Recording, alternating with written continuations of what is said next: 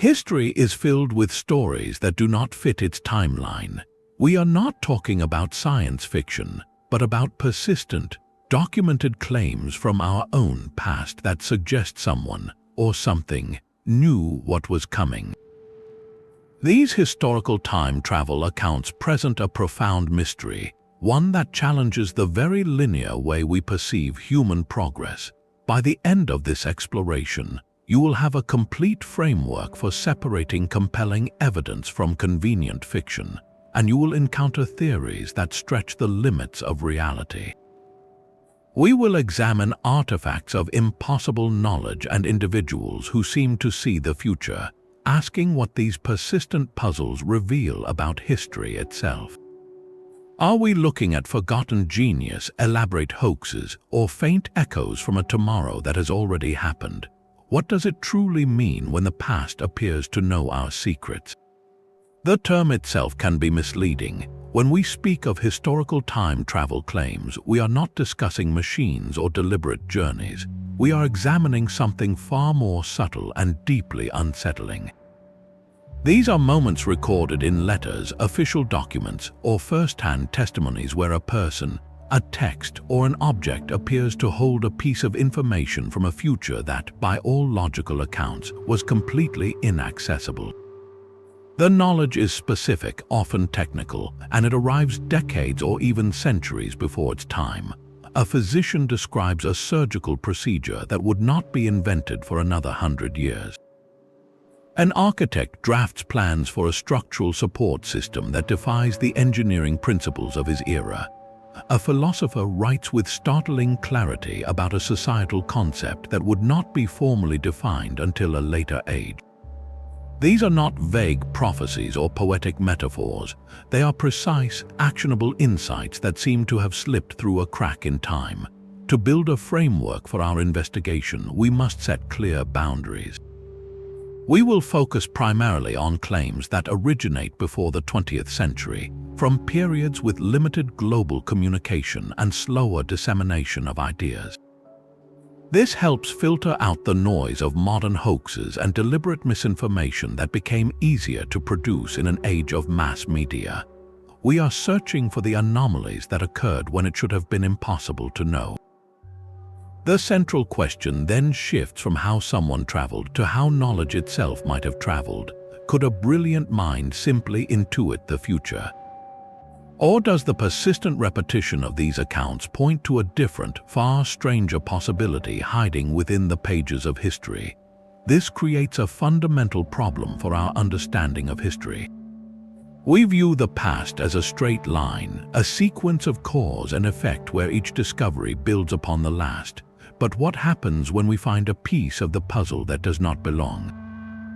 A single, verified anachronism would not be a minor footnote. It would be a crack in the foundation. It would force us to ask whether progress is truly a ladder we climb, or if it might sometimes be a circle, or even a web where knowledge can appear in unexpected places.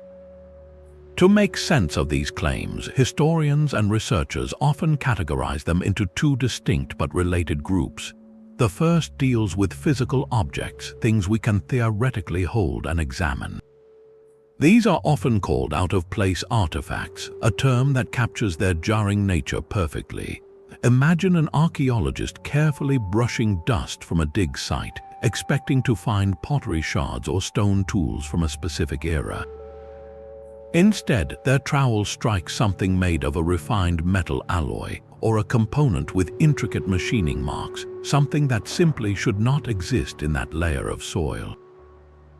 That object is an out-of-place artifact. It is a physical impossibility within its context, a tangible item that appears to have fallen out of its own time.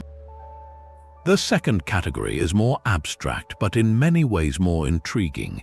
This is the realm of proleptic knowledge. The word comes from the idea of anticipation, of knowing something before its time. This is not a strange object, but a strange idea. It is a concept, a technical detail, a scientific principle, or a philosophical insight documented in an era that lacked the foundational knowledge to produce it. It is as if a single, brilliant flash of tomorrow's understanding illuminated a mind in the distant past, leaving behind a record that confounds everyone who reads it centuries later. Think of these two ideas, out-of-place artifacts and proleptic knowledge, as the twin pillars supporting the entire structure of historical time travel claims. One is concrete, the other cerebral. One asks how an object got there, the other asks how a thought got there. As we examine the most famous cases, you will see how they all rest upon one or both of these pillars, challenging us to decide if they are monumental errors, incredible hoaxes, or something else entirely. The most enduring physical mystery in this field is not a machine, but a book. Locked away in a vault at Yale University is a small, unassuming volume that has resisted every attempt at understanding for over 6 centuries. Known as the Voynich Manuscript, it was created in the early 15th century, a time when European scholars were meticulously copying ancient texts and exploring the natural world with fresh eyes. Yet this book does not fit that world at all. Its approximately 240 pages are filled from edge to edge with a flowing, elegant script in an alphabet that does not match any known language. Not a single word of it has ever been conclusively translated. This alone would make it a fascinating historical puzzle, but the illustrations elevate its mystery into the realm of the truly uncanny. The pages are adorned with vivid, detailed drawings that seem to categorize a reality just out of reach. There are hundreds of plants, lush and intricately painted, but not a single one corresponds to any known botanical species on Earth. Their roots, leaves, and flowers are assembled in impossible combinations, as if from a biologist's dream. Other sections show astrological charts featuring unfamiliar constellations arranged in patterns that do not align with any known medieval or Renaissance cosmology. Perhaps most strikingly, there are intricate diagrams of what appear to be biological or cellular systems, networks of tubes and vessels connecting to small, nude female figures bathing in or interacting with a green, fluid substance. These images suggest a study of human biology or a complex alchemical process, but they are rendered with a specificity that feels entirely anachronistic. This is where the theory of proleptic knowledge takes a compelling, tangible form. The argument put forward by some researchers is not that the book was physically brought from the future, but that the information within it was. The manuscript's content is so systematically alien to 15th century European thought that it seems to bypass the entire intellectual framework of its time. It does not build on contemporary herbalism, astronomy, or medicine. It presents a complete and self-contained system of knowledge that appears to have no precursor and left no legacy. Could it be a deliberate, immensely complex cipher designed to hide explosive secrets, a code so perfect it has remained unbroken for hundreds of years? Or does it represent something even stranger, a literal knowledge artifact, a snapshot of information from a different timeline or a far future, somehow transcribed by a hand in the distant past? The Voynich Manuscript sits at the perfect intersection of our two pillars. It is an undeniable physical object, an out-of-place artifact in terms of its content, and it is a staggering repository of apparent proleptic knowledge. It challenges us to explain not just how it was made, but more importantly, where its blueprint for reality could possibly have come from.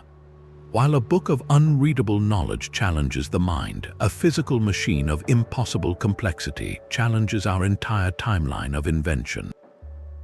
In the clear blue waters off the Greek island of Antikythera, sponge divers in the year 1900 made a discovery that would take decades to fully comprehend.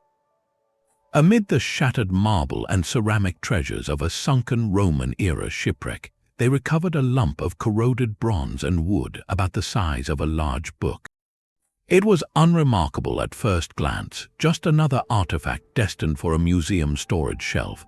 But as the centuries of marine incrustation were carefully removed, researchers realized they were looking at something that should not have existed for another 1,000 years. This was the Antikythera Mechanism, and it remains the most sophisticated scientific instrument known from the ancient world. Inside that calcified shell was a clockwork universe in miniature. Using advanced imaging techniques like X-ray tomography, scientists have revealed a breathtaking assembly of at least 30 precise, interlocking bronze gears. This was not a simple calendar or ornamental toy. It was a mechanical computer designed to model the cosmos with astonishing accuracy. By turning a hand crank on the side, an operator could calculate the positions of the sun and moon, predict lunar and solar eclipses, track the cycles of the Olympic Games, and even model the irregular motions of planets like Mars and Venus. The device accounted for celestial quirks like the elliptical orbit of the moon, a subtlety not formally understood until the work of Johannes Kepler in the 17th century. The engineering sophistication implied by its differential gearing and miniaturized components would not be seen again in Europe until the mechanical clocks of the 14th century. For over a millennium, this level of technological insight simply vanishes from the historical record. This presents a profound historical puzzle. The Antikythera Mechanism is not an out-of-place artifact in the sense of being made of future materials. It is constructed from the bronze and wood of its time, dated to sometime between 250 and 100 years before the Common Era. Its out-of-place quality is entirely intellectual. It represents a summit of proleptic knowledge, a fully realized application of mechanical engineering and mathematical astronomy that stands alone, with no clear technological ancestry and no immediate legacy. How do we explain such a brilliant, isolated peak? Mainstream archaeology suggests it points to a lost lineage of ancient Greek genius, a school of mechanical craftsmanship hinted at in fragmentary texts whose other works were lost to time, war, or the melting down of their precious metals.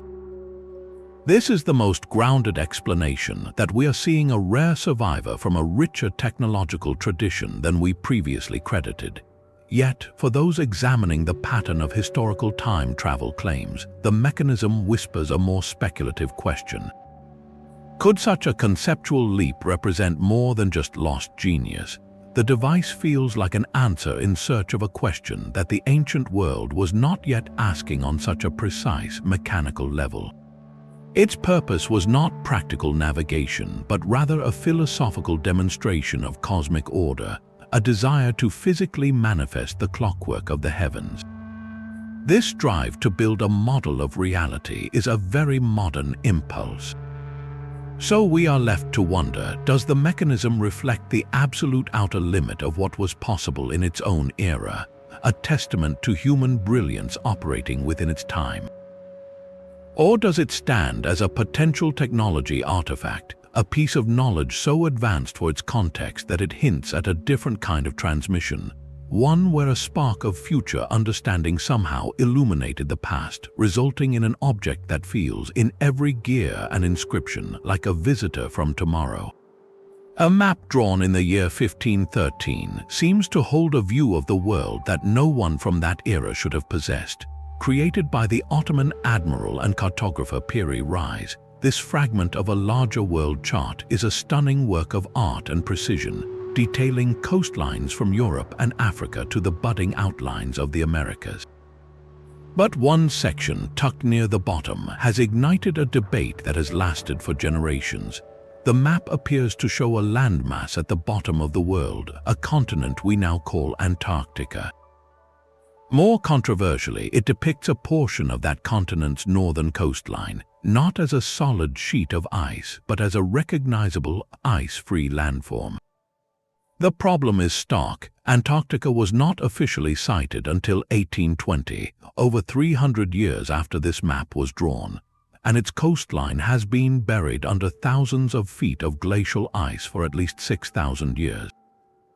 So how could a 16th century cartographer, working with the knowledge of explorers like Columbus, have possibly charted a land no human of his time had seen, and drawn it as it might have looked millennia before his own birth? The claim from proponents of anomalous knowledge is direct. This is a clear case of proleptic geography.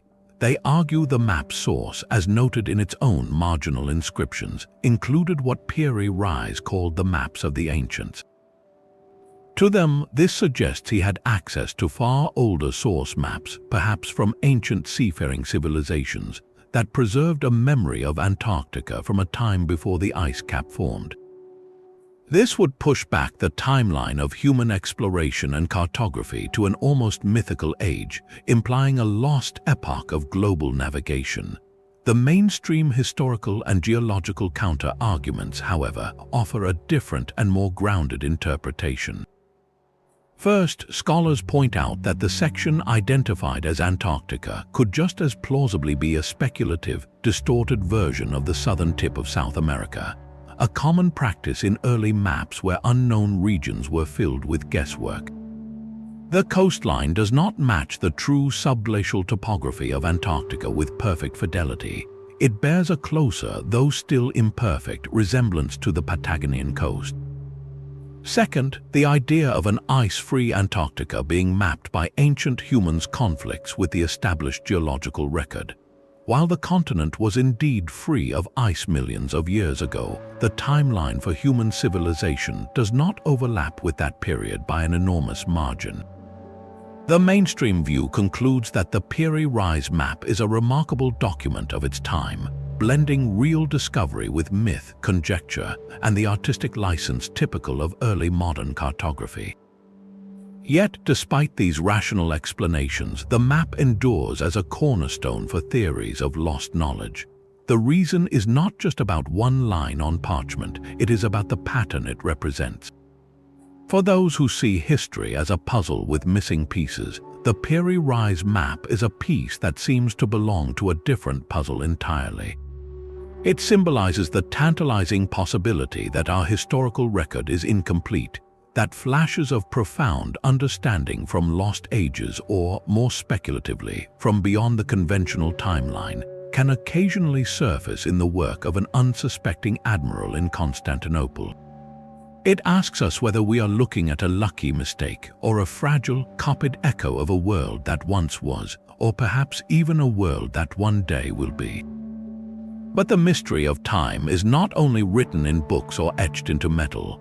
It can also be found within the human mind. Throughout history, certain individuals have been credited not just with foresight, but with a kind of knowledge so specific and so detached from their own era that it echoes the strange precision of an out-of-place artifact. This brings us to the second major pillar of our investigation, the prophecy pattern. We must draw a crucial distinction here. Most traditional prophecy, especially within a religious or spiritual context, is symbolic and open to broad interpretation.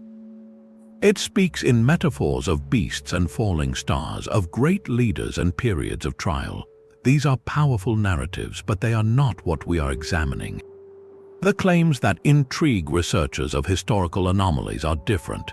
They are startlingly detailed, often technical predictions that mirror specific future events, inventions, or political shifts with an accuracy that feels less like divine inspiration and more like someone reading from a history book that has not yet been published.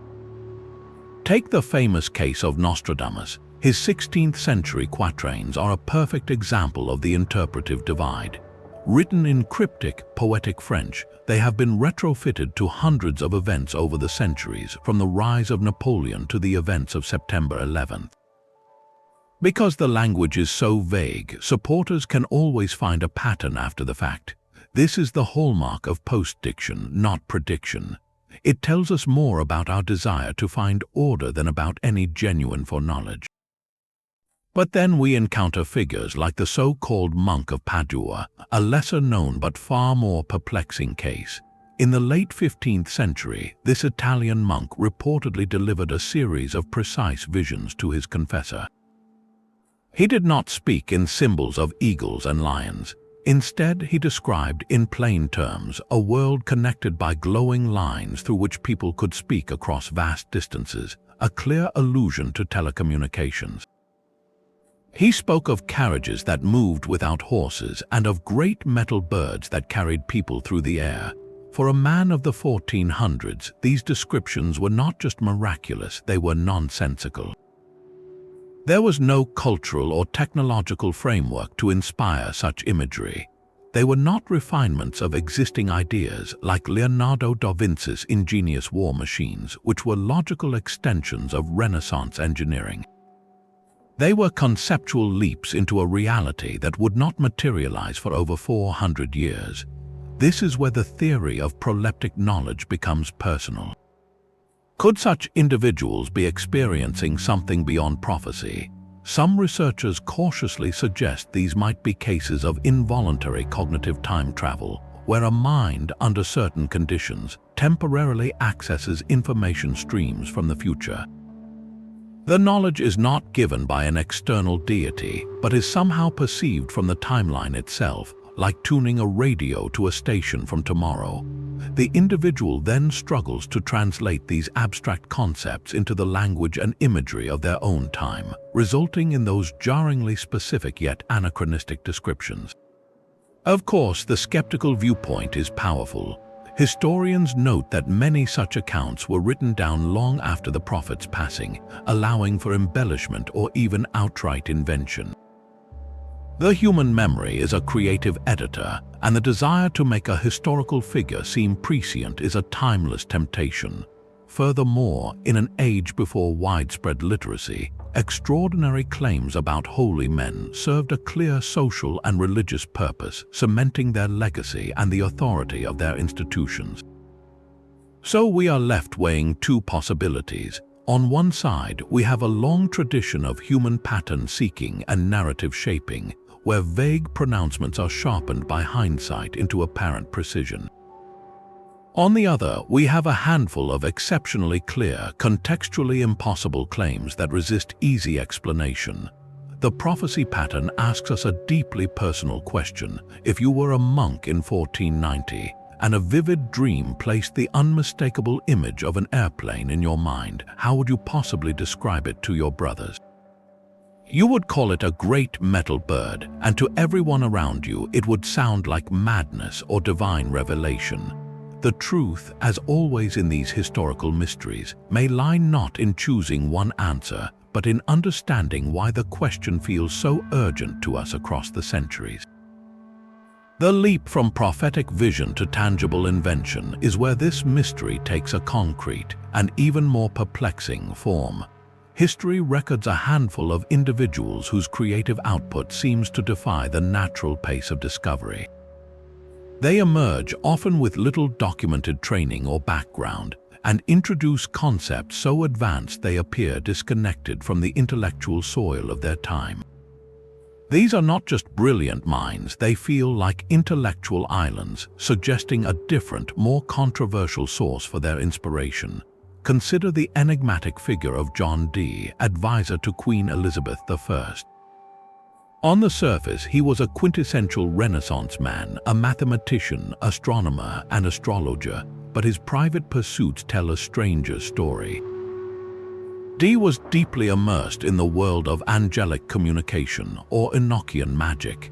He and his scribe, Edward Kelly, claimed to have conversed with celestial beings through a complex language and a set of elaborate symbols. Dee meticulously recorded these sessions in his private diaries. To the modern eye, these practices seem like pure mysticism.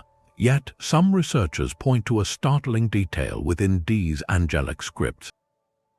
The intricate geometric sigils and the structured, non-human language he transcribed bear an uncanny, abstract resemblance to modern concepts in symbolic logic and information theory. The patterns do not look like random scribbles, they look systematic, almost algorithmic. Could Dee, in his tireless quest for divine knowledge, have been tapping into something he could not comprehend? The theory posits that his intense, trance-like states might have allowed him to access a stream of information, a kind of symbolic code, from a future where such logic is foundational. He then interpreted this through the only lens available to him, the language of angels and ancient magic. His story blurs the line between mystical revelation and the accidental reception of proleptic knowledge. Then there is the monumental case of Leonardo da Vinci. His genius is undeniable, but the nature of it continues to provoke awe and questions. His notebooks are a torrent of ideas, from detailed anatomical studies that corrected centuries of medical error to designs for flying machines, armored vehicles, and even a primitive form of scuba gear. The standard explanation is that Leonardo was a unique synthesis of observation, curiosity, and artistic skill. A man so far ahead of his time he could extrapolate future technology from first principles. This is the celebration of human potential, and it is a powerful and likely truth. However, when placed alongside other historical anomaly patterns, a speculative alternative whispers from the margins. What if Leonardo's process of deep observation and meditation allowed his mind to operate on a different frequency?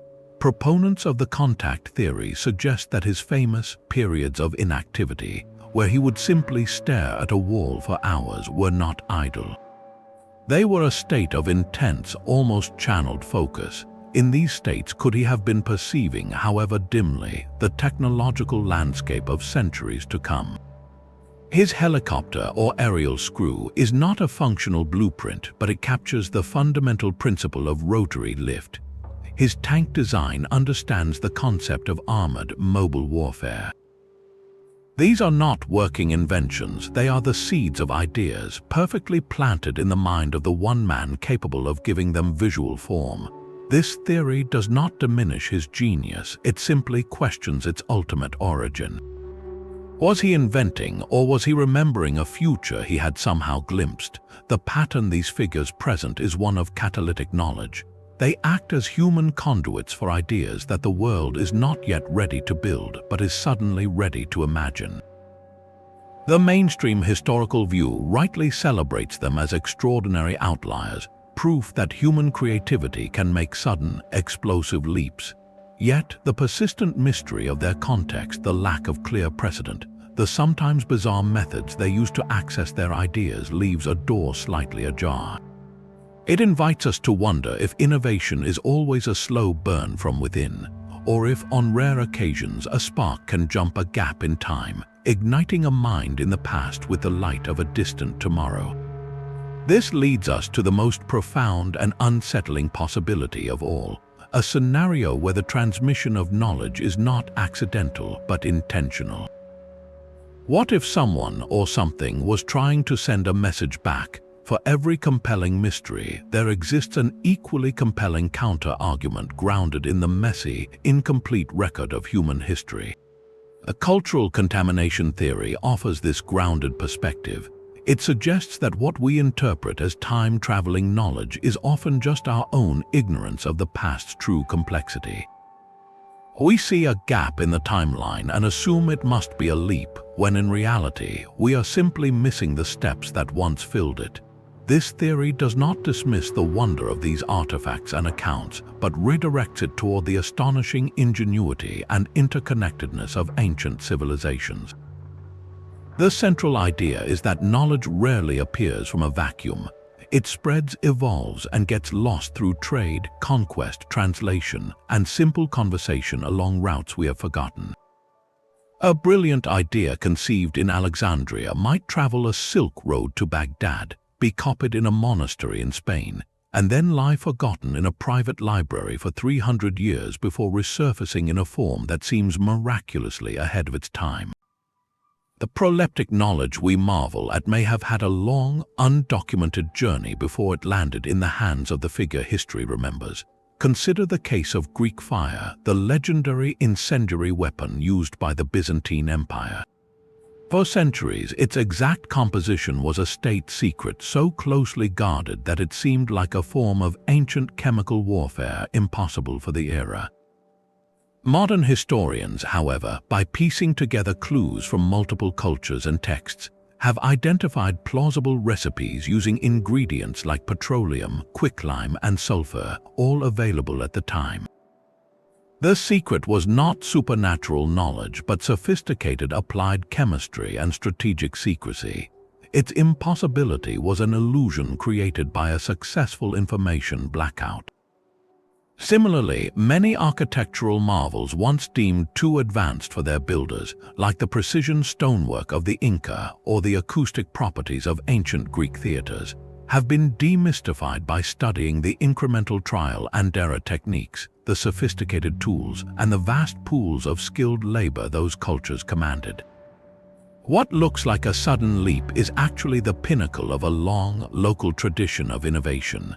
Then there is the powerful role of misinterpretation and the human tendency to project our own frameworks onto the past. The so-called Baghdad battery, a clay jar from the Parthian period containing a copper cylinder and an iron rod, is a classic example.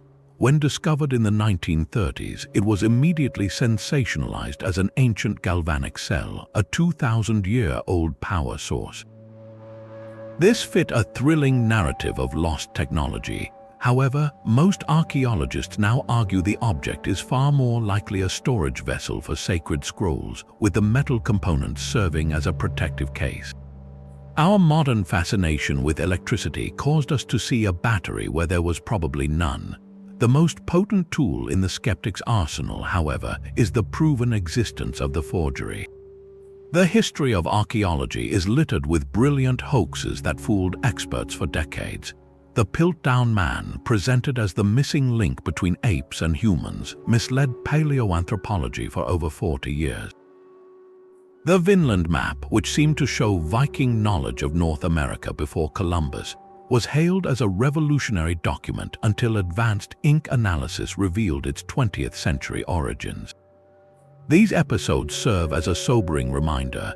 They prove that our desire to find shocking, history-altering evidence can sometimes blind us to more mundane truths. The cultural contamination theory ultimately asks us to embrace a different kind of wonder, not about cracks in time, but about the vast, resilient network of human intellect. It suggests that the bridges of knowledge across continents and centuries were more numerous and sturdier than our textbooks imply. A strange artifact might not be a message from the future, but a single surviving piece from a sprawling, lost intellectual tradition. An impossible prophecy might be a lucky guess preserved by chance, its countless wrong counterparts forgotten by history. This view does not make the past less interesting, it makes it richer and more human. It replaces the idea of magical transmission with a tribute to the slow, collective, and often fragile endeavor of building understanding. So, before we conclude that a mind must have glimpsed tomorrow, we must first exhaust the possibility that we have simply forgotten too much about yesterday. This leaves us at a crossroads with two compelling frameworks for the same evidence. But what happens when we encounter a claim that seems to resist both explanations, one that sits stubbornly in the gray area between contamination and contact? Perhaps the most powerful force shaping these mysteries is not in the past but within our own minds. We are, by our very nature, pattern-seeking creatures. Our brains are wired to connect dots, to see faces in clouds and meaning in random events. This incredible skill helped our ancestors spot predators in tall grass and predict the changing seasons, but it also leaves us vulnerable to a fascinating array of cognitive biases when we look back at history. To truly understand the persistence of time travel claims, we must turn a critical eye inward, examining the psychological lens through which we view these anomalies.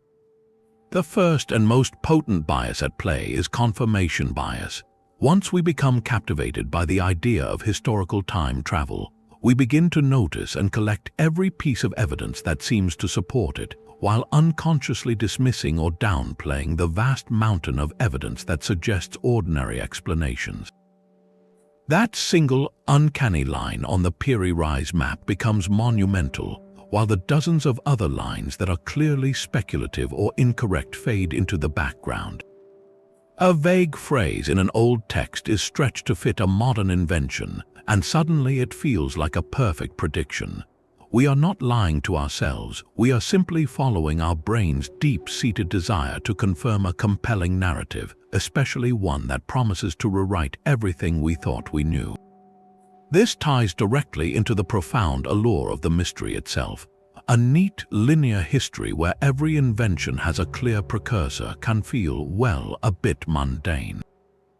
The idea that our timeline might have hidden loops and secret doors is intellectually thrilling. It transforms history from a settled record into a living puzzle, one where we, the investigators, get to play detective. This emotional payoff is significant. Solving a mundane historical puzzle like identifying a forgotten trade route that explains a cultural artifact brings satisfaction. But solving a time travel mystery, even hypothetically, feels like uncovering a cosmic secret. It places us at the center of a much larger, more exciting story. This leads us to the narrative appeal of the lone traveler or the singular genius. Our stories, from ancient myths to modern films, are built on heroes and exceptional individuals. It is far more dramatic to imagine a solitary time traveler whispering secrets to Leonardo da Vinci, or a monk receiving a vision from the future, than it is to grapple with the slow, collective, and often anonymous grind of real historical progress. True innovation is almost always messy. It involves failed experiments, simultaneous discoveries by rivals, ideas stolen and improved, and long periods of stagnation. It is a chorus, not a solo.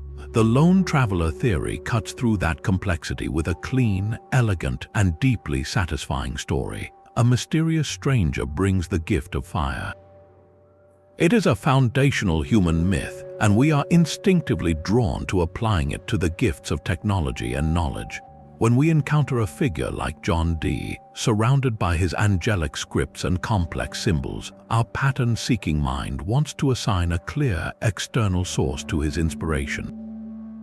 It feels more coherent than the alternative, that his brilliant, troubled, and eclectic mind was synthesizing ideas from mysticism, mathematics, and a thirst for power in a uniquely creative and perhaps unstable way. The psychological lens reminds us that the way a claim is received is just as important as how it was created. A society longing for signs and wonders in an uncertain age was primed to believe in prophetic monks. A modern audience, immersed in science fiction and the pace of technological change, is primed to see ancient gadgets as evidence of visitors. We project our own hopes, fears, and frameworks onto the shadows of the past. This is not to say that every anomalous claim is merely a psychological illusion. The artifacts and accounts are real historical data points, but the intensity of the mystery surrounding them is often magnified, sometimes created by the very human need for patterns, for agency, and for a story that makes the vast, impersonal sweep of history feel intimate and intentional. Before we can decide what these mysteries mean, we must first understand why we want them to mean something so extraordinary. The desire to believe can be a powerful accomplice to deception. While the cultural contamination theory deals with honest gaps in our knowledge, there exists a far more deliberate category of explanation for some of history's strangest claims, the intentional hoax. Throughout the centuries, skilled forgers have preyed upon our fascination with the mysterious, creating elaborate fakes designed to appear as miraculous windows into another time or even another world. These fabrications present the ultimate challenge to our investigation because they are crafted specifically to bypass our skepticism and appeal directly to our sense of wonder. A compelling historical hoax does not just lie, it tells a story we are already yearning to hear. Take the case of the Cardiff Giant, a sensation in late 19th century America. In 1869, workers digging a well on a farm in Cardiff, New York, unearthed what appeared to be a petrified giant man over 10 feet tall. The public and many experts of the day were enthralled, seeing it as proof of a lost race of biblical giants mentioned in ancient texts. It was a perfect out-of-place artifact, a physical impossibility that seemed to rewrite history. The truth, however, was far more mundane. The giant was a clever sculpture commissioned by a tobacconist named George Hull, carved from a block of gypsum, treated with acid and ink to appear aged, and buried for a year to acquire a patina of authenticity. Hull's motive was partly financial and partly a cynical commentary on religious credulity. His creation succeeded because it perfectly mirrored the expectations and desires of its audience, offering tangible proof of a mythical past. The parallels to some time travel claims are direct. A modern forger with sufficient skill could, in theory, create a device that appears to be a complex mechanical computer from antiquity, using period-appropriate materials but incorporating gears and concepts unknown at the time. They could age a manuscript with tea stains and careful handling, filling it with a seemingly prophetic text or uncanny illustrations. The goal is the same: to present an anomaly so shocking it short-circuits careful analysis and creates its own momentum of belief. We see this pattern repeated in the modern era with the infamous Alien autopsy film from 1995, purporting to show a secret government procedure on an extraterrestrial being recovered from Roswell. The grainy, black and white footage captivated millions. It was presented with just enough realistic detail, just enough murky ambiguity to feel authentic to an audience already primed by decades of UFO lore. It took years for the creators to admit it was an elaborate staged performance, complete with sculpted models and clever editing. The film was not evidence of visitors from another star, but conclusive evidence of our powerful willingness to accept evidence that fits a pre-existing narrative. This is the core challenge of authenticating any extraordinary claim. When faced with something that seems to shatter our understanding of history, the burden of proof becomes immense. How do we distinguish a genuine, world-altering anomaly from a brilliantly executed fake? The process is painstaking and often unglamorous. It involves forensic materials analysis to date inks, pigments, and metals. It requires linguistic experts to scrutinize language use and syntax for anachronisms. It demands historical research to trace an object's provenance, its chain of ownership, back to its alleged origin. A single break in that chain, a period where the artifact's whereabouts are unaccounted for, can be enough to cast doubt on the entire story. Furthermore, the motives for such hoaxes are as varied as the fakes themselves. Financial gain is a common driver, as seen with the Cardiff Giants' paid public exhibitions, but others are fueled by fame, a desire for notoriety, or even an ideological wish to prove a point about the gullibility of experts and the public. Sometimes the hoax is a form of artistic commentary or an elaborate practical joke that spirals out of control. The existence of these deliberate deceptions does not invalidate all historical mysteries, but it imposes a necessary discipline on our curiosity. It forces us to ask, with every astonishing discovery, who benefits from this narrative?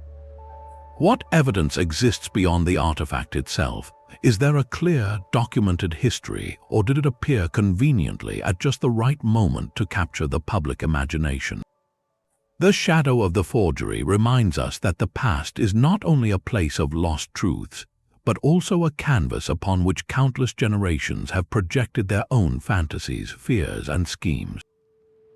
To seek real answers, we must be willing to entertain the disappointing possibility that the most thrilling explanation may also be the most human one, a simple, clever lie.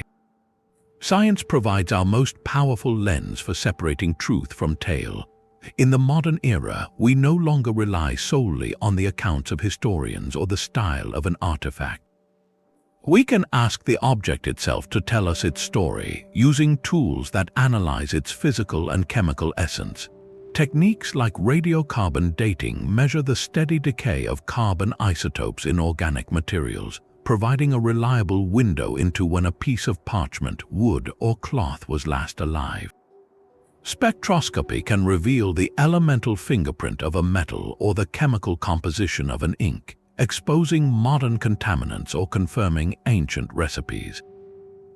Linguistic analysis dissects grammar, word choice, and syntax with digital precision, searching for anachronisms invisible to the naked eye. These methods have brought clarity to countless historical puzzles, often with definitive, if disappointing, results. The Shroud of Turin, long venerated as the burial cloth of a significant historical figure, presented one of the most profound tests. For centuries, its faint, haunting image fueled beliefs of a miraculous origin beyond human artistry. In the late 1980s, with permission from religious authorities, small samples of the linen were sent to 3 independent laboratories for accelerated mass spectrometry radiocarbon dating. The results, published in the journal Nature, were unanimous. The flax plants used to weave the shroud had grown sometime between the years 1260 and 1390. This placed the cloth's origin firmly in the medieval period, over a millennium after the events it was said to document. Science did not speak to matters of faith, but it spoke clearly on the question of historical provenance, transforming a 1st century relic into a 14th century artifact and demonstrating the decisive power of material analysis. Yet, for every mystery solved, another seems to grow more complex under scientific scrutiny. Take the Roman dodecahedron, a curious object found across the former territories of the Roman Empire. These are small, hollow artifacts cast from bronze or stone, each with 12 pentagonal faces, a hole in every face, and knobs at each corner. Dozens have been recovered, yet not a single contemporary Roman text or illustration mentions their purpose. For generations, theories abounded. They were candlestick holders, dice for a forgotten game, tools for gauging pipe sizes, or even religious symbols. Modern science has been able to tell us what they are made of and when they were made, but it has stubbornly refused to tell us why. X-ray fluorescence analysis confirms their bronze is consistent with Roman metallurgy. There, where patterns offer no definitive clue, the mystery is not one of authenticity but of intent. Every application of science deepens the puzzle, ruling out practical uses without revealing the true one. They become even more enigmatic, perfect symbols of how an object can be fully understood on a material level while remaining completely opaque on a cultural one. This is the new frontier for historical anomalies. Science can effectively weed out the modern forgeries and misstated objects, but it cannot always explain the genuine articles that remain. It provides the when and the what, but often leaves the why hanging in the air, more tantalizing than before. So we arrive at a fascinating juncture. The tools we hoped would end all mystery have instead refined it. They have cleared away the undergrowth of obvious hoaxes and misattributions, allowing the most resilient, authentic puzzles to stand alone in sharper relief. These enduring anomalies, like the dodecahedron or the undeciphered Voynich script, are no longer just old curiosities. They are now certified enigmas, having passed through the gauntlet of modern analysis and emerged with their secrets intact. Their persistence in the face of our best technology suggests we may be asking the wrong questions, or that some answers are woven not just into the material, but into the lost context of the minds that made them. This leaves us with a handful of puzzles that refuse to be solved. After applying every filter of skepticism, from the scrutiny of science to the understanding of human psychology, a resilient core of historical claims remain. These are not the vague prophecies or the likely hoaxes. They are the hard cases, the anomalies that withstand the initial waves of doubt and demand a deeper look. What defines this persistent core? First, there is often multiple attestation. This means the claim or the knowledge appears not from a single, questionable source, but is echoed in separate, independent records from different times or places. It is as if the same strange signal was picked up by more than one receiver, making a simple explanation of fraud or error far less plausible. Second, there is physical evidence that passes initial and sometimes rigorous scientific examination.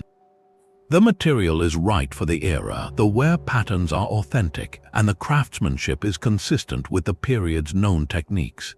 The object itself is not screaming forgery, it is whispering contradiction. Finally, and most importantly, there is a startling specificity that seems to rule out mere coincidence or lucky guessing. This is not a general prediction of metal birds, but a detailed description of a cantilever wing design or a specific chemical reaction. This combination of factors creates a different kind of historical problem. It is no longer about whether the evidence exists, but about what its existence implies. Consider the curious case of certain ancient metallurgical techniques. Across different continents, cultures with no known contact produced alloys or achieved metal purities that, according to our standard historical models, should have been beyond their technological stage. The analysis shows the metal is genuinely ancient, the methods are locally developed, yet the results are perplexingly advanced. This is not one smith getting lucky, it is a pattern of achievement that appears in isolated pockets. Or reflect on the architectural acoustics of some Greek amphitheaters and certain Mayan pyramids, where the design creates specific sound effects, like a whispered word carrying clearly to the highest seat. While this could be the product of incremental trial and error, the precision of the outcome, replicated in disparate cultures, raises a compelling question. Did these builders possess a formal, albeit lost, understanding of sound wave physics that we have not credited them with? This resilient core is what keeps serious researchers, historians, and physicists cautiously engaged with the mystery long after the sensationalism has faded. They are not chasing ghosts or aliens, they are confronting data points that stubbornly will not fit into the existing model. These hard cases act like a historical irritant, a grain of sand around which new theories, however cautious, can sometimes form. They force an uncomfortable but intellectually vital admission. Our map of the past, however detailed, might still have blank spots or even slight distortions. The mystery persists not because we want to believe in time travel, but because a small collection of facts, verified by our own methods, continues to suggest that the story of human knowledge might be more complex, more interconnected, or more wonderfully strange than any single narrative can contain. This leads us to the final and perhaps most profound layer of the puzzle. If we accept that this resilient core presents a genuine historical question, where could we possibly look for an answer? What frameworks, even speculative ones, could make sense of knowledge that appears to exist outside of its time? The most resilient mysteries force us to consider possibilities that exist at the very edge of science. If we grant that a handful of these historical anomalies represent genuine transmissions of knowledge across time, one theoretical framework emerges as surprisingly elegant, though deeply speculative. We might call it the theory of the accidental tourist. This idea proposes that time travel, if it is ever possible, would not be a controlled journey in a gleaming machine. Instead, it might be a rare, chaotic, and utterly random event, a temporal accident. Think of it not as a voyage, but as a dislocation. Certain concepts in theoretical physics, while purely mathematical at this stage, allow for such possibilities. The equations of general relativity describe structures like closed time-like curves, which are essentially paths through spacetime that loop back on themselves.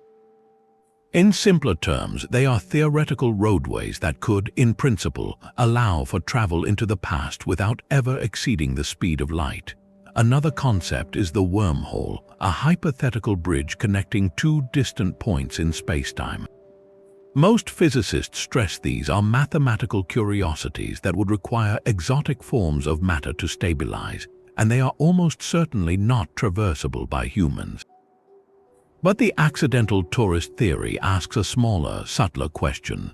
What if, under extraordinarily rare cosmic conditions, such a structure flickered into existence for just an instant? Not long enough for a ship to pass through, but perhaps long enough for a brief, chaotic exchange of information. Or consider a technological accident from a far future civilization experimenting with the fabric of reality. A containment breach in a lab studying temporal physics might not send a person back in time, but could project a burst of raw data, a pulse of information across the centuries. This informational echo, this scrambled transmission, would not arrive as a clear message. It would be noise, interference. A medieval monk lying in a fevered state might perceive it as a vivid, incomprehensible vision of metal birds and talking boxes. A brilliant but mystically inclined mind like John Dee, deep in ritual trance, might interpret the chaotic data stream as a complex angelic language. The knowledge carried in such an event would be fragmented out of context and filtered through the recipient's own worldview. This explains why these accounts are so specific yet so strange. The monk described the function of an airplane, a telecommunication network, because that information was embedded in the signal, but he had no framework for the technology itself, so his mind rendered it in the only symbolic language it had: great birds and glowing lines. The theory elegantly addresses the lack of intent or clear messaging in these historical claims. There is no guiding intelligence, no mission to change the past. There is only a rupture, a momentary tear in the timeline through which information leaks, like light from a projector falling on a screen from a different era. The resulting image is dazzling, but makes no sense within the scene already painted there. This framework transforms the proleptic knowledge we see from a deliberate message into a kind of temporal pollution, a random piece of tomorrow that washed up on the shores of yesterday. It turns the prophet or the visionary from a chosen receiver into an unlucky, or perhaps lucky, bystander caught in a reality storm. Of course, this remains firmly in the realm of speculation, a thought experiment built on the far frontiers of physics. Yet it provides a coherent, if fantastic, narrative for how knowledge could appear out of sequence without anyone ever needing to build a time machine. It suggests that the cracks in history might not be doors opened by travelers, but rather fractures formed by the immense and silent pressures of time itself. But what if the traveler is not an accident but a scientist? This leads us to the second and far more intentional theoretical framework. If a civilization ever truly masters the flow of time, its first explorers might not be adventurers but historians. The mission would be one of pure, unparalleled observation. Imagine the ultimate anthropological study, where researchers could witness the pivotal moments of human history firsthand, not through fragmented pottery and faded scrolls, but with their own eyes. They could settle long-standing debates about how structures were truly built, listen to the lost speeches of forgotten leaders, or document the daily rhythms of a culture that left no written record. The motive is not to change the past, but to finally understand it with perfect clarity. This pursuit of pure knowledge presents one of the most compelling reasons for a deliberate, covert mission across the centuries. Yet, the moment an observer sets foot in the past, a profound ethical dilemma emerges. This is often called the prime directive paradox. Even the most passive observation could create unintended consequences.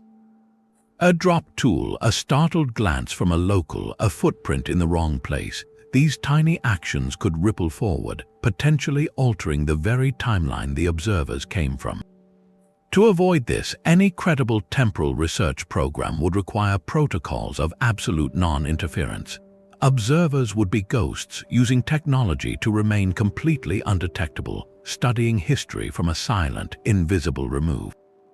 They would collect data without leaving a single trace of their presence. This framework explains why we would find no obvious evidence, no futuristic gadgets left behind. The mission's success would be measured by its perfect secrecy, but what if some missions had a different, more active purpose? Another potential motive shifts from observation to preservation. A future society, perhaps one that has faced its own existential crises, might view the human timeline as a fragile, irreplaceable ecosystem. They could identify critical junctures, moments where our collective path almost veered toward collapse, and take subtle steps to ensure stability. This isn't about changing history to suit their preferences, but about safeguarding its essential continuity. A covert agent might nudge a single decision, deliver an anonymous warning, or ensure a key piece of knowledge survives a disaster, all with the lightest possible touch. The goal is not to control the past, but to act as its unseen guardians, ensuring the timeline that leads to their own existence remains intact. This idea of a protective mission adds a layer of profound responsibility to the concept of time travel. The most speculative motive of all, however, is the idea of seeding. What if a future civilization, looking back, identifies periods of intellectual stagnation or missed opportunity? Their mission could be to gently plant the seeds of key ideas, not to give away the answers, but to inspire the questions that lead to progress. A mysterious stranger in a marketplace casually mentions a geometric principle to a curious student. An ancient text anonymously delivered to a monastery contains a puzzling diagram that sparks a lifetime of investigation. These would not be blueprints for machines, but conceptual catalysts designed to accelerate natural discovery by a few decades or even a century. The evidence would be intentionally crafted to look like a product of its time, a flash of local genius, making it virtually indistinguishable from genuine historical innovation. This theory of deliberate, subtle intervention forces us to re-examine our own history's brightest sparks. Were they solely born of human ingenuity, or could some have been carefully, invisibly nurtured? The chilling and ultimately reassuring implication of the deliberate mission framework is that if it were real, we would likely never know. The very perfection of its execution would erase itself from the record. The most successful time travelers would leave no footprints, only the faint, unprovable whisper of an idea that arrived just a little too early, or a disaster that was averted by a stroke of luck that felt almost miraculous. Perhaps the most radical explanation lies not in travelers or accidents, but in the very nature of time itself. Our entire discussion so far has been built on an assumption that time is a straight line, a river flowing in one direction from the past through the present and into the future. But what if that is simply an illusion, a limitation of how our human brains perceive reality? Some theoretical models in physics and philosophy suggest a very different picture, one where all moments exist simultaneously. This is known as the block universe theory. Imagine the entirety of existence not as a movie playing frame by frame, but as a completed sculpture. Every event from the birth of a star to your reading of these words is already a fixed part of that sculpture's structure. The past, present, and future are all equally real and existent, just like different rooms in a vast, unchanging mansion. Our conscious experience of moving from one room to the next is what creates the feeling of time passing. From this perspective, the idea of accessing future knowledge becomes less about traveling and more about perception. If all information from all times already exists in the block, then a human mind, under rare and specific conditions, might momentarily perceive a part of the structure it is not supposed to be experiencing. This would not be a signal crossing time, but a consciousness briefly glimpsing a different coordinate in the eternal now. The visionary monk or the brilliant inventor would not be receiving a transmission, but rather, their focused or altered state of mind allowed them to read a page from a book whose entirety already exists. Their proleptic knowledge is not stolen from tomorrow, but simply observed from a different vantage point within a static, four-dimensional reality. This framework elegantly removes the need for movement or machinery. It suggests the cracks we see are not in history, but in our own perception of it. Another speculative concept moves from physics to the realm of information theory and consciousness. This is the idea of a morphological field, or what some traditions call the Akashic records. The theory proposes that information is not stored in brains or books alone, but in a kind of non-physical field that permeates reality. Every thought, event, and discovery leaves an imprint on this field, creating a permanent record accessible in principle. Think of it like a cosmic internet, a vast database of all that has ever been known or experienced. Accessing this field would not be time travel in the conventional sense, but a form of psychic or intuitive tuning. A deeply meditative mind, a mind under duress, or a genius in a state of flow might, for a moment, synchronize with this informational field and download a piece of data from what we would label the future. The individual would then interpret this abstract information through their own cultural lens, translating a future scientific principle into the language of angelic geometry or a vision of advanced machinery into the metaphor of great birds. In this model, the Voynich Manuscript could be seen as a clumsy, artistic attempt to transcribe images and concepts perceived from such a field, resulting in a catalogue of plants and systems that belong to no known earthly biology, but perhaps to a potential one. The non-linear time models challenge us at the most fundamental level. They ask us to consider that the anomalies we chase might not be evidence of journeys through time, but symptoms of a deeper truth, that time as we feel it is not the whole story. The past may not be a place we have left behind, and the future may not be a blank page waiting to be written. They may both be present always, and what we call a historical mystery might simply be a moment when someone, for reasons we cannot yet explain, briefly remembered something that has not yet happened to them. This shifts the entire investigation from archaeology and physics to the study of consciousness itself. This leads us to a theory that requires no machines and no deliberate travelers. Perhaps the most plausible explanation for these persistent anomalies is not a journey but a leak. Think of our timeline not as a solid wall but as a membrane. Under certain rare conditions, information itself might seep through. This is the information leak hypothesis. It suggests that the fabric separating past, present, and future is not perfectly impermeable. Through processes we do not yet understand, perhaps rooted in quantum entanglement or the nature of consciousness itself, packets of data can occasionally bleed across temporal boundaries.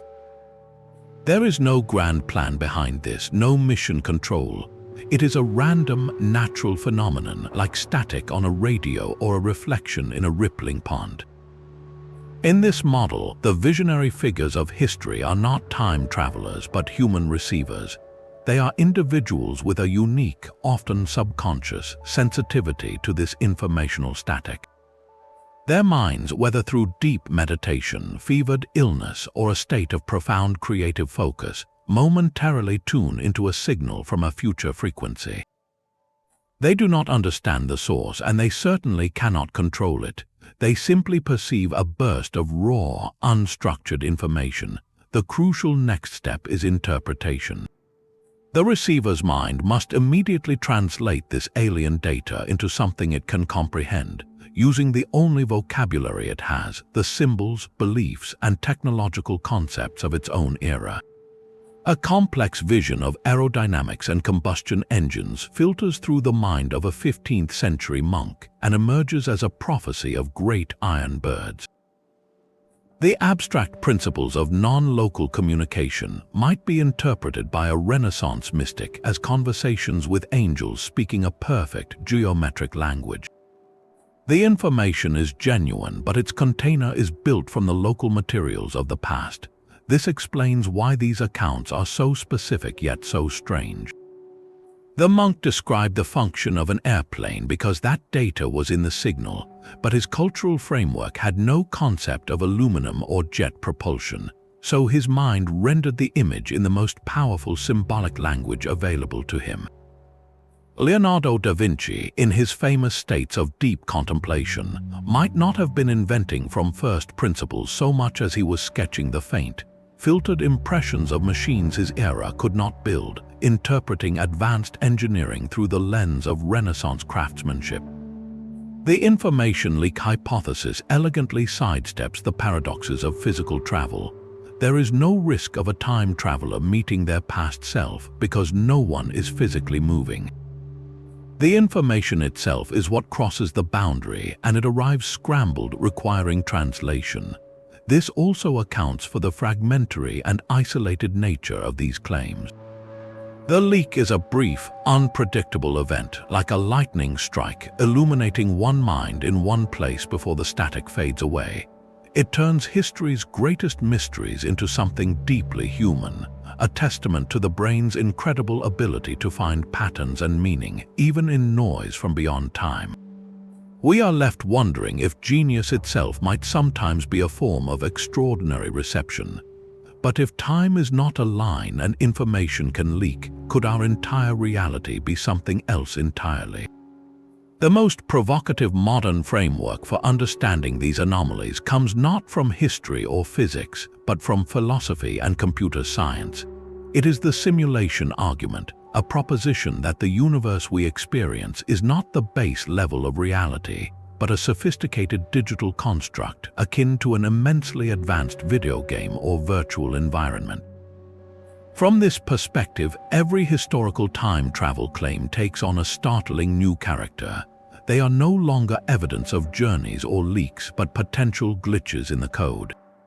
An anachronistic artifact, like a gear from the Antikythera Mechanism appearing 2,000 years too early, might be a rendering error, a piece of data that loaded in the wrong historical sector. Proleptic knowledge, like a monk describing telecommunications, could be a fragment of leftover code from a later era's simulation parameters accidentally becoming visible to a character within the program. The Voynich Manuscript, with its impossible botany and unreadable script, might not be a message from the future, but an Easter egg deliberately placed by the programmers, a piece of intentionally bizarre content for users to discover, challenging their understanding of the simulation's own internal rules. This digital age theory completely reframes the mystery. It asks us to consider that the cracks we see in history are not cracks in time, but cracks in the simulation's facade. A glitch does not need a cause within the narrative. It points to a flaw in the underlying system.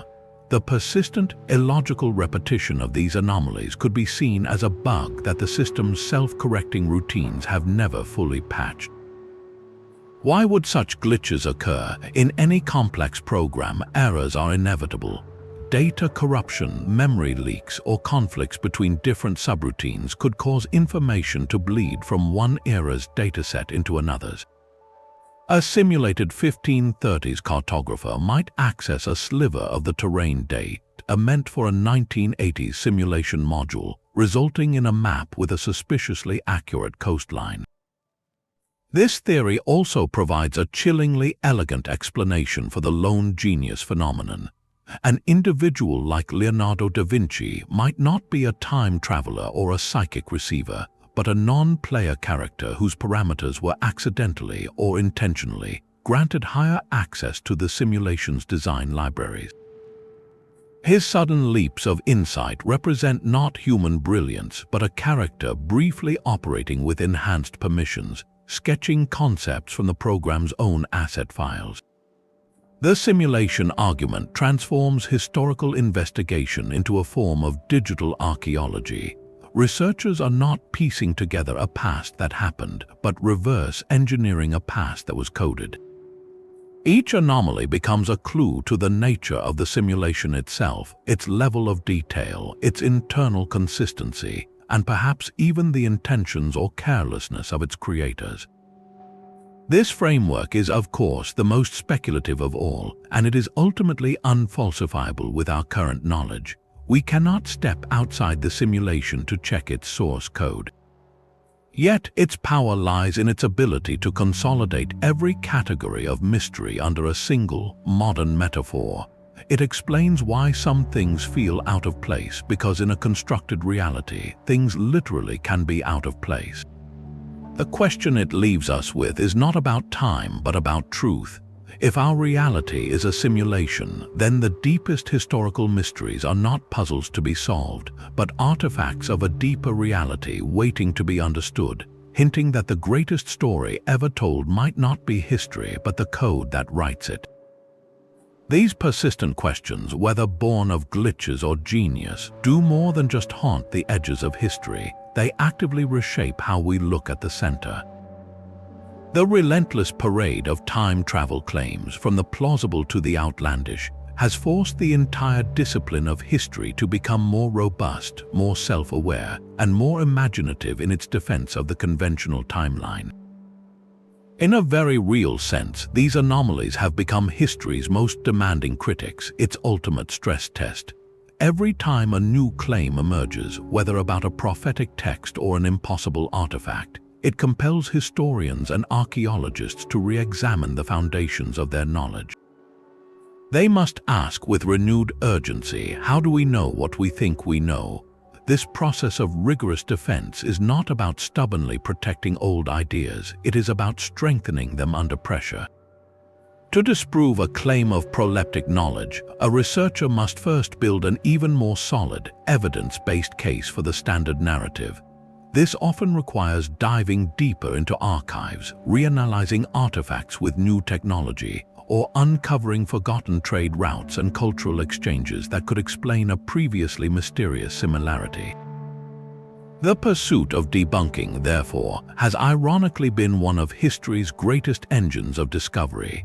Take the famous case of the crystal skulls, once touted as ancient Mesoamerican relics of impossible craftsmanship that hinted at lost technologies or even otherworldly contact. The intense skepticism they provoked led to decades of meticulous forensic investigation. Scientists employed advanced microscopy and material analysis, ultimately tracing the origin of the quartz to 19th century sources in Brazil and identifying tool marks consistent with modern jewelers' wheels. The skulls were debunked as elaborate 19th century hoaxes, but the process did not end there. In striving to understand what real Mesoamerican crystal carving looked like, researchers gained a far deeper appreciation for the genuine, sophisticated lapidary skills of those ancient cultures.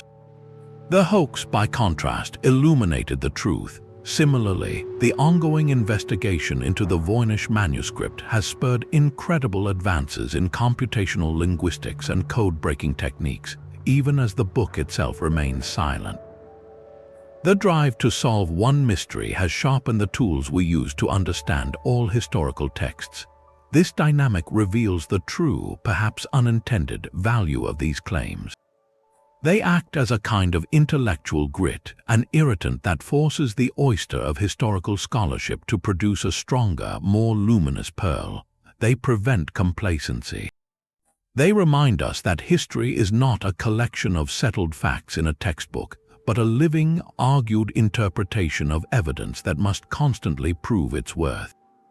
A timeline that has never been challenged is a timeline that has never been truly validated. So while the vast majority of these time travel claims may ultimately reside in the realm of fascinating error or deliberate fiction, their legacy is profoundly real. They have made historians better detectives, archaeologists more careful scientists, and our collective picture of the past more resilient because it has been tested at its weakest points. The mystery, in the end, is not whether someone visited the past, but how our relentless curiosity about that very possibility has, time and again, led us to a richer, more nuanced understanding of our own human story. The patterns we see in historical mysteries are not confined to the distant past.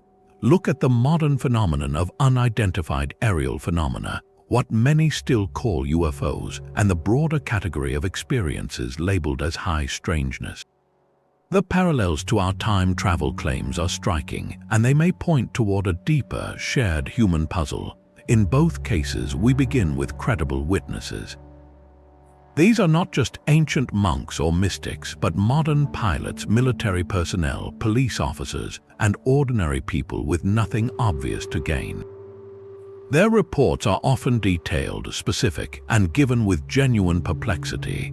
They describe objects performing maneuvers that defy our understanding of physics, or they recount encounters with entities and environments that feel utterly alien to consensus reality. Just as a medieval scribe might document a vision of glowing lines for communication, a modern witness might describe a craft moving with impossible silence and acceleration. Both accounts are attempts to translate an incomprehensible experience into the language of their time. Then there is the evidence or the tantalizing hint of it. Historical claims sometimes leave a physical artifact like a strange manuscript or a complex mechanism. Modern encounters occasionally leave physical traces like indentations in the ground, localized electromagnetic effects, or even temporary physiological effects on witnesses.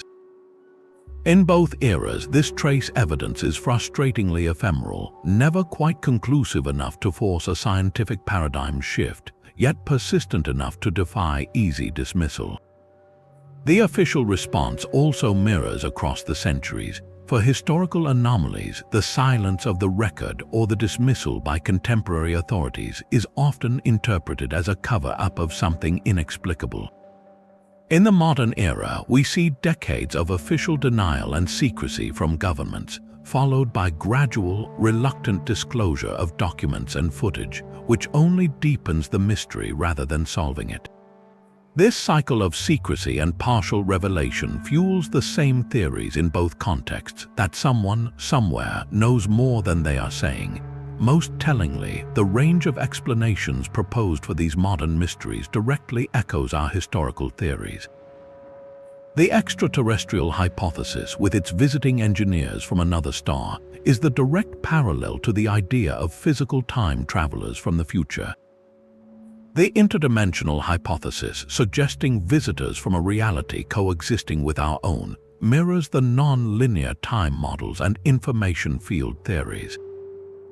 Even the psychological or sociocultural explanations, where high strangeness is seen as a modern myth shaped by our technological anxieties, finds its match in the cultural contamination theory for historical claims. The core experience, it seems, remains constant, only the cultural packaging changes. A 15th century individual might interpret a blinding light and a being of immense presence as an angelic visitation. A 21st century individual might interpret a similar light and presence as an extraterrestrial encounter. The stimulus, if there is one, could be fundamentally the same, a rupture in ordinary reality that the human mind must immediately clothe in the most powerful symbols available to it. This suggests we may not be looking at two separate mysteries, but one continuous spectrum of human experience with the unexplained. Whether it is called a miracle, a time slip, a UFO encounter, or high strangeness, the underlying signal might be identical. A brief, shocking contact with a layer of existence that operates by rules we do not yet comprehend. Our ancestors called it divine or demonic. We call it extraterrestrial or interdimensional, and perhaps our distant descendants will have a new vocabulary entirely. The enduring power of these stories, from ancient manuscripts to modern radar tapes, lies not in proving who the visitors are, but in revealing how desperately we seek to understand the visitors within us, the part of our consciousness that knows the world is far stranger than it appears. Our fascination with these stories is now filtered through a lens we did not create. The 20th century gave us a new vocabulary for the impossible, one built not in monasteries or workshops, but in movie theaters and paperback novels. Science fiction, from the pulpy adventures of the 1930s to the blockbuster films of today, has fundamentally reshaped how we interpret every historical anomaly we encounter. It has given us a shared visual and conceptual shorthand, a set of tropes so familiar they feel almost real. We now instinctively picture time travel as a gleaming machine, a swirling vortex of energy, or a deliberate journey with a clear mission. We worry about paradoxes, about changing the past and erasing the future. These are powerful, compelling narratives, but they are modern inventions. The danger emerges when we unconsciously project these 20th century ideas back onto the distant past, creating a feedback loop that can distort the very mysteries we are trying to solve. Consider the common trope of the time machine itself. For us, it is a vehicle, a technological device that implies an advanced society capable of engineering the fourth dimension. When we look at an object like the Antikythera Mechanism, our pop culture conditioned minds might whisper, could this be a part of one? The idea feels intuitive because we have seen it 100 times on screen. Yet, this imposes a framework of machinery and intent that would have been utterly foreign to the ancient Greek thinker who crafted it.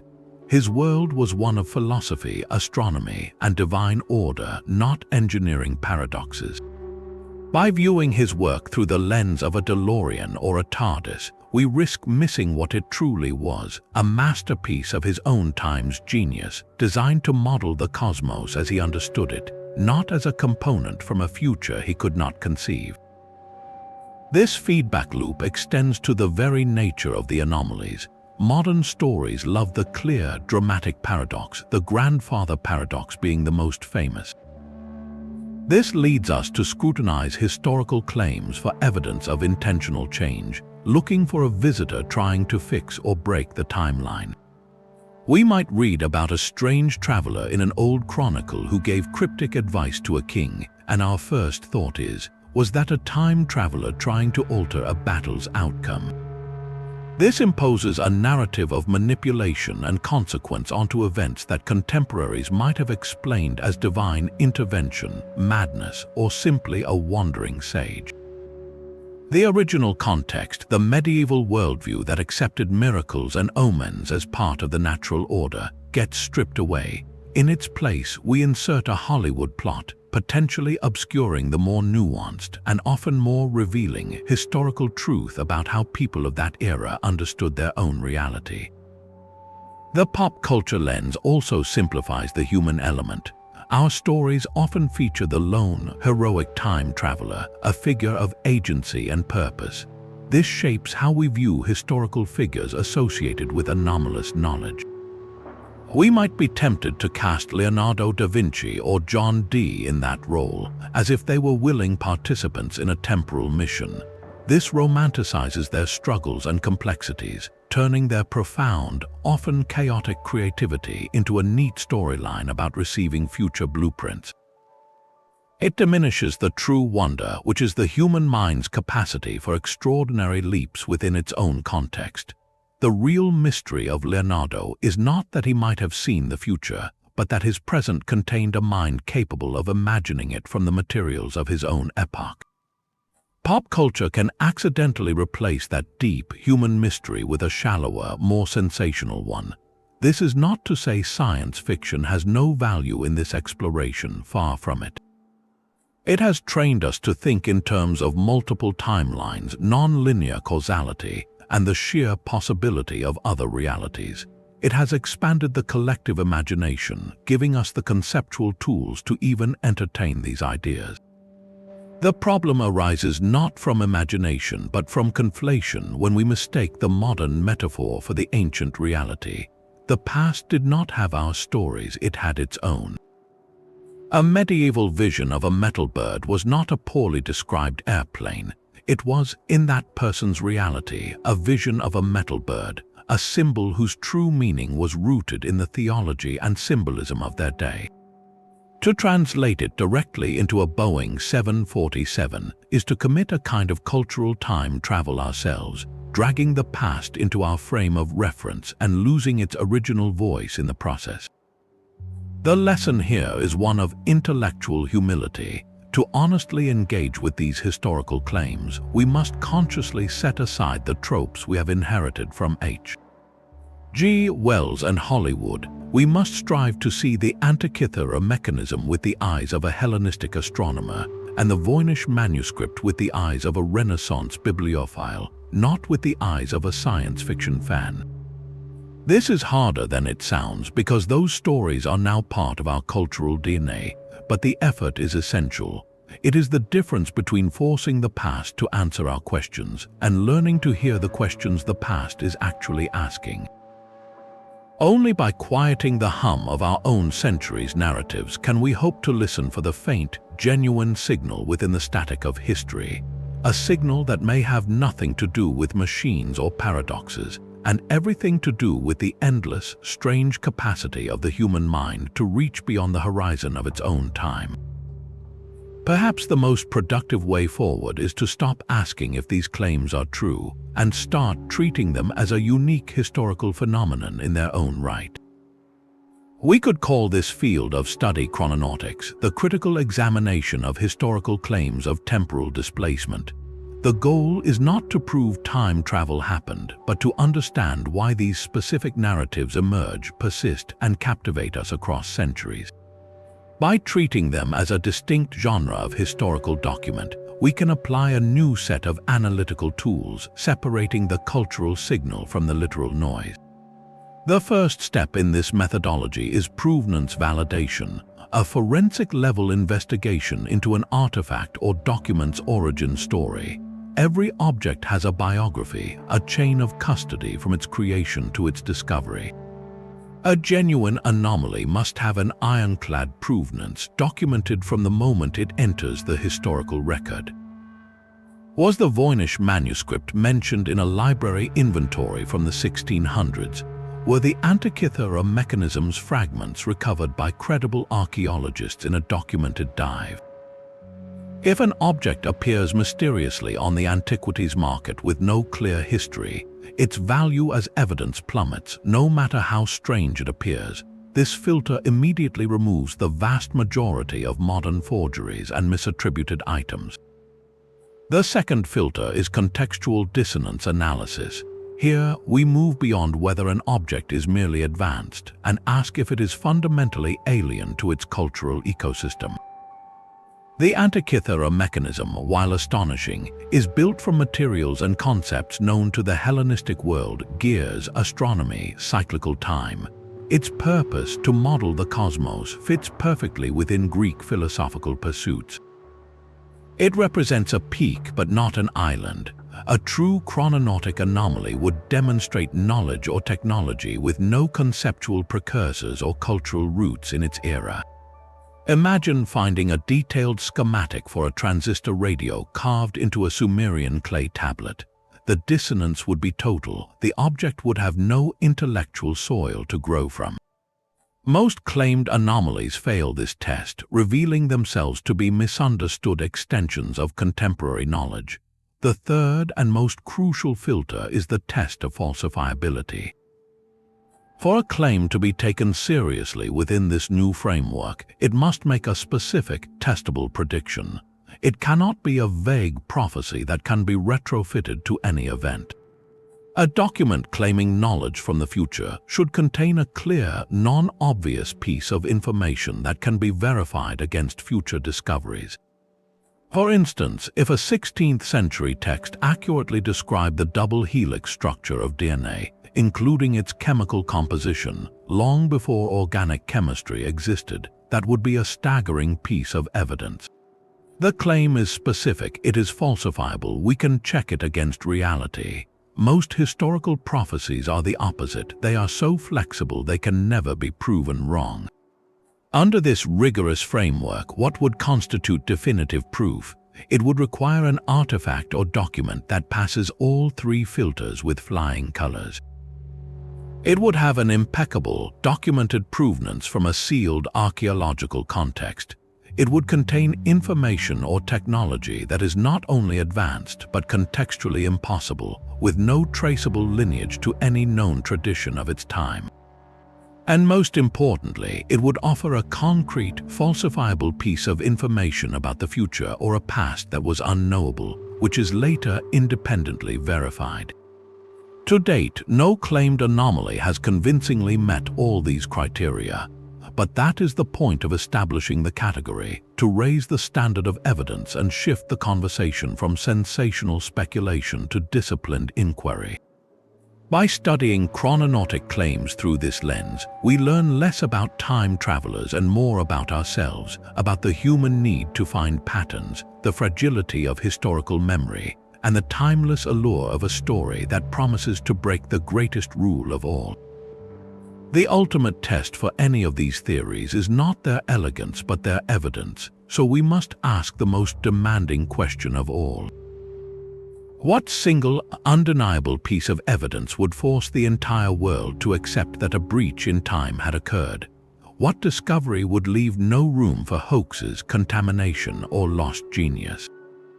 Imagine the moment an archaeologist's brush reveals not a scarab or a coin, but a sleek, sealed object of a material unknown to modern science. Its surface is perfectly smooth, reflecting no light, and it hums with a faint internal energy.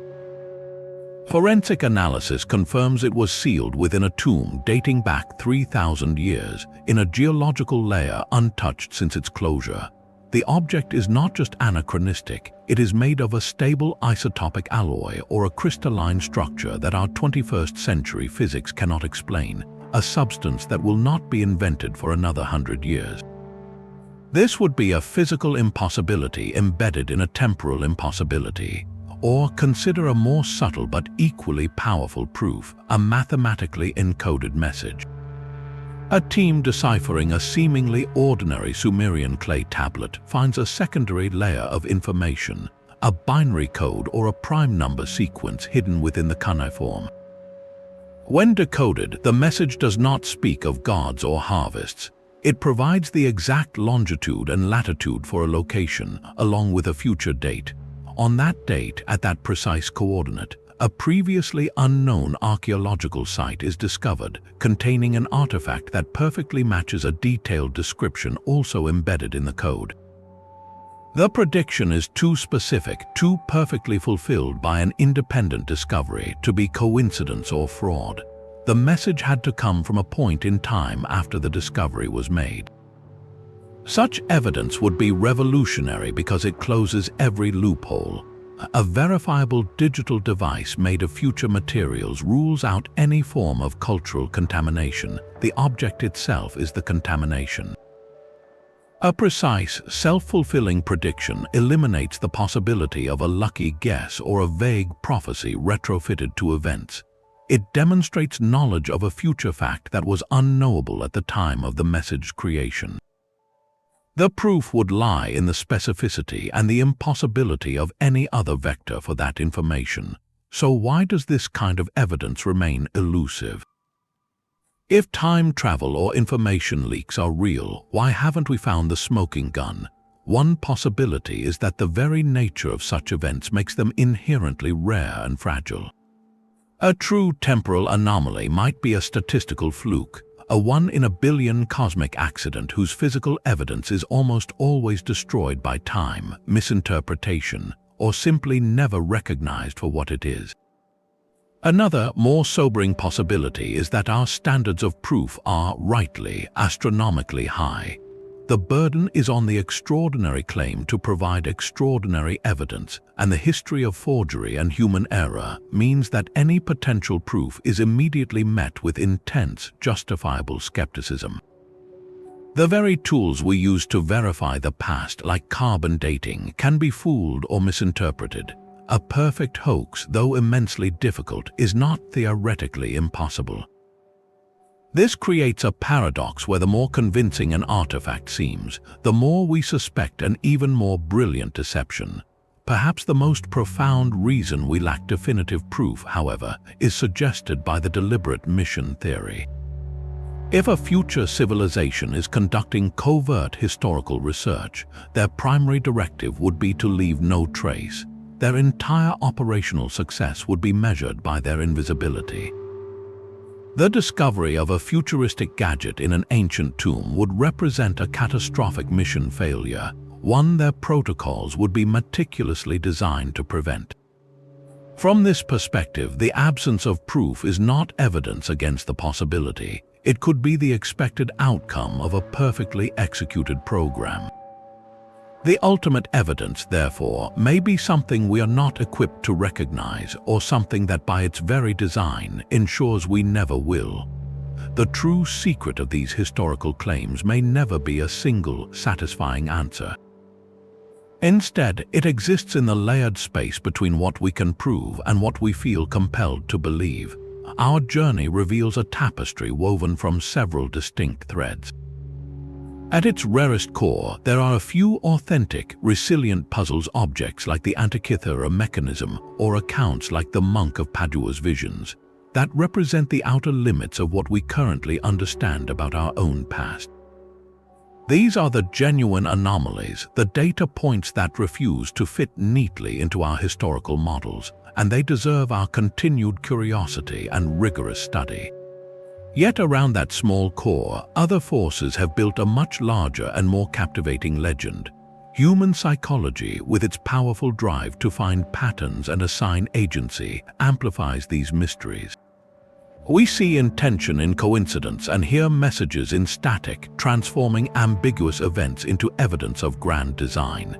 Then there is the undeniable contamination of hoaxes, from the Cardiff giant to modern forgeries, which exploit that very desire for wonder, muddying the waters and forcing healthy skepticism upon every new claim. Finally, we interpret everything through the lens of our own time. A medieval scribe described a vision through the framework of angelic revelation. We reinterpret that same account through the framework of science fiction and theoretical physics. The mystery is not static, it evolves with us, so what endures is not proof of travelers, but the profound human longing such stories reveal. They speak to a deep-seated wish that the past is not a locked door, but a room we might someday re-enter. They comfort us with the idea that the future might not be a blank, frightening void, but a story already written, waiting to be read. This desire, to make time penetrable, to believe we are not irrevocably stranded in the present, is perhaps the most powerful force keeping these tales alive. It turns historical analysis into a kind of hope. We are not just investigating artifacts, we are searching for a crack in the wall of time itself, a sign that the universe is more mysterious and more connected than it appears. The greatest secret, then, might be our own refusal to accept that the story is over, that the final page has been turned. The search continues because we need it to, because in questioning the rigidity of time, we are ultimately affirming the boundless curiosity of the human spirit. We have walked a long path from isolated manuscripts to the edges of physics, and the landscape has shifted beneath our feet. We began with specific, tantalizing claims, a book of alien botany, a clockwork model of the stars, a map of an unseen continent. Each was a puzzle demanding a solution. We then built frameworks to house these puzzles, from the grounded skepticism of cultural contamination to the speculative wonder of informational leaks and simulated realities. Yet through every filter and every theory, a single, consistent truth emerged. No single claim, no matter how compelling, provides the irrefutable proof of a breach in time. The Antikythera Mechanism remains a masterpiece of its era, not a component from another. The Voynich Manuscript is an undeciphered codex, not a confirmed knowledge artifact.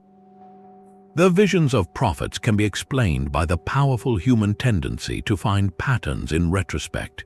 What we are left with is not a solved mystery, but a transformed understanding of mystery itself.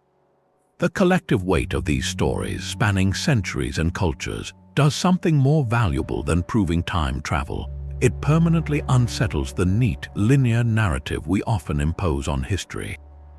It reveals the past not as a settled record, but as a dynamic conversation, filled with gaps, contradictions, and moments of inexplicable brilliance that resist easy categorization. This persistent challenge to our assumptions is the real gift of these anomalies.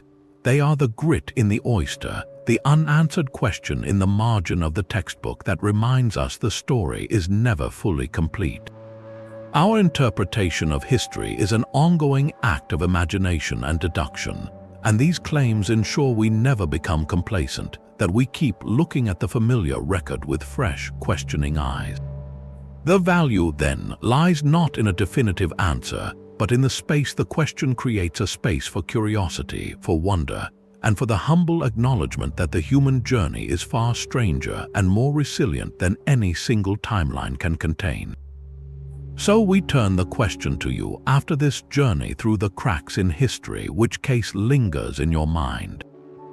Is it the tangible intricacy of the Antikythera gearwork, the haunting, silent pages of the Voynich Manuscript, or the profound simplicity of a monk's vision of a world connected by light? Share the theory or the artifact that you find most compelling down in the comments, and let's continue the exploration together.